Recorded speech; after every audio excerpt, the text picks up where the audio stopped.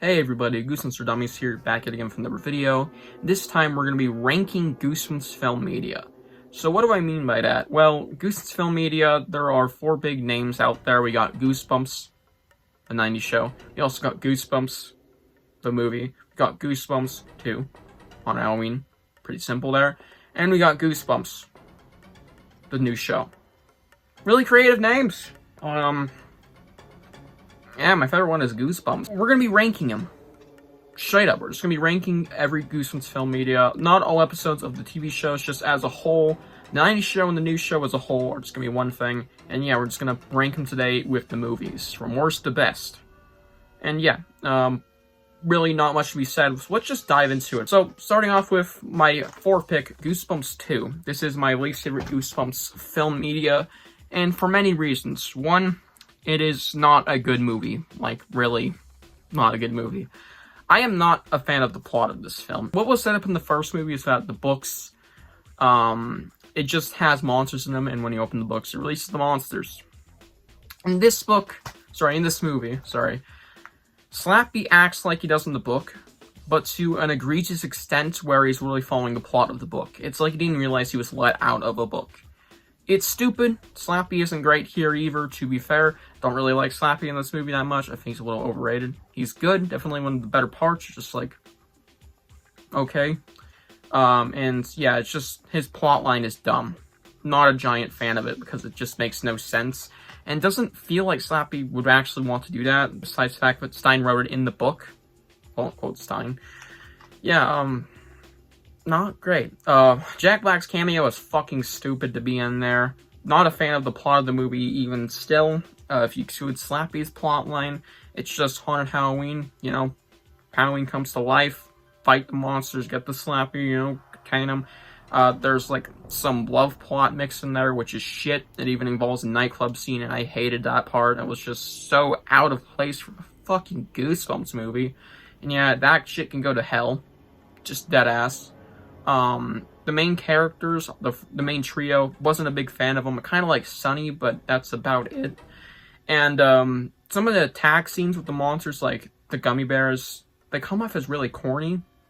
The giant spider's kind of cool, and I guess the bride and groom skeleton, for what we got of them, are kind of a cool sequence, because they're like stalking Sarah outside the house. It's way better done in a movie novel, I'll just say. And yeah, the movie just falls under the category of mid. Like, it's not a great film by any means. It's not terrible, but I don't really like it. Not a good movie. I will say, though, there are some things in the movie that are pretty cool, and I guess I do like the return of the movie's first movie monsters, sorry.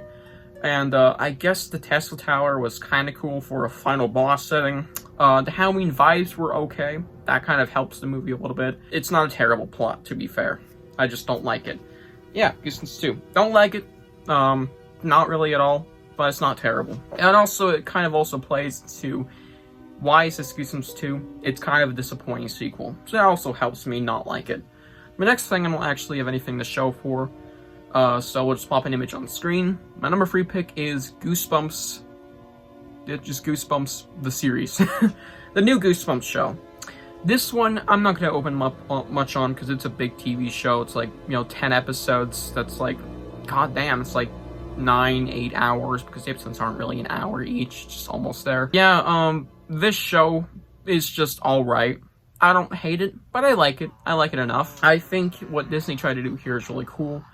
And I like that Disney took some risks here, kind of making like Fear Street, or like more of an adult-focused Goosebumps series, which is strange, but a cool take on the series. And Goosebumps 2023 series, it has some weird shit like the incest plot line, and I wasn't a big fan of the second half of the series, and it had some really shitty episodes overall. I do like the ending of episode 9, but that's about it for that episode. And it didn't need the final 2 episodes, to be fair, but it had some decent stuff in it. I like the monster adaptations, all of them to each their own. My favorite one probably being, if I had to choose, Slappy design-wise, but Go Eat Worms mechanic-wise, and just as a whole. Go Eat Worms was just really fixed here. Like, that book is weak as shit. By the way, it's not even a popular one. Like, it was obscure for the longest time between Goosebumps fans, like casuals. So it's really weird to see it get in here. Either way, weird little detail aside, I like this show, but not a lot. It has its flaws. So yeah, let's move on to my second choice, the Goosebumps movie, 2015. Yeah, this one's a banger. I don't think it's perfect, even though my letterbox says it is. It's just a really solid family movie about Goosebumps monsters coming to life. It's very solid, it's fun, the designs of the monsters are cool, Slappy is, I guess, funny, and is kind of creepy if you're a younger kid. Like, I did find him a little creepy, especially in the trailers when I first saw him. I am a big fan of the characters in this movie. Zach's a cool protagonist. I like Hannah. I even like Champ because, you know, he's like that one friend Goosebumps character in every book. He's funny. Whatever. Jack Black carries the movie as Stine. Love him there. And even a little cameo of R.L. Stine in the movie, though he wasn't Goosebumps 2, he actually got the talk in this one. So that's really cool. I like that joke. I like all of the monsters and what they did. Kind of sad some of them got thrown under the bus. Like, the Haunted Mask really got to do anything. And yeah, it's just a fun movie about Goosebumps monsters coming to life. And also, to be honest, a bit of nostalgia plays into why this one is so high. But to be fair, the other two are going to be under this even without the nostalgia, because this one's actually, it's a decent movie. Anyways, yeah, Goosebumps 2015, really solid film. Really like it. I'm very nostalgic for it. Moving on from that, it was obvious this was going to be number one since the video started, and that is the 90s show. Yeah, big surprise. Showing a Haunted Mask here, which is the pilot episode. The 90s show has some iconic episodes that are practically unbeatable, like the Haunted Mask. You also have the Haunted Mask 2, you also have Dummy Free, and the Night of Living Dummy 2 episode. I think that one's just pretty good, but a lot of people love that one. And there's a lot of even single episodes that aren't even, like, you know, two-parters that people really like, such as The Clock of Doom and Say Cheese and Die, if you don't include that terrible Say Cheese and Die again. Yeah, there's a lot of great episodes from the show, and though there are some decently bad ones, like Teacher's Pet, rest in peace, the main actor of that episode, there are some bangers that really outshine those, to be fair. And there's not many terrible episodes, if I'm being honest. And also, some of the monster designs are not only nostalgic, just like the whole episodes as a whole and the whole show, they're fucking terrifying, alright? The lawn gnomes look creepy as fuck. The Blavide everyone, okay. I can get the jokes, and it kind of looks like a, you know, fucking weather balloon, but, like, it's kind of creepy.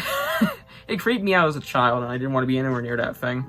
With that big-ass tongue, and, oh, the mouth opening shot in that one episode was fucking awesome. Underrated episode. And Cry of the Cat, you know, rip, horrifically good. And, oh, the Shadow Demon from Ghost Next Door. I'm just naming off my favorite monsters from this show. And don't even get me started on How to Kill a Monster. Traumatizingly scary. Yeah, this is definitely a scary-ass kid's show. And yeah, most of the episodes are just really fun, even if they're not the greatest, and especially don't age well. It's just fun to see them. It's very nostalgic of a show. And yeah, most episodes still hold up pretty well. Pretty obvious who's going to win. No competition, honestly, besides maybe the Goosebumps movie, which is just like a solid 8.5 out of 10. Yeah, hope you guys enjoyed this little kind of review or whatever, or, well, rather ranking. I'll see you guys in the next one. Bye.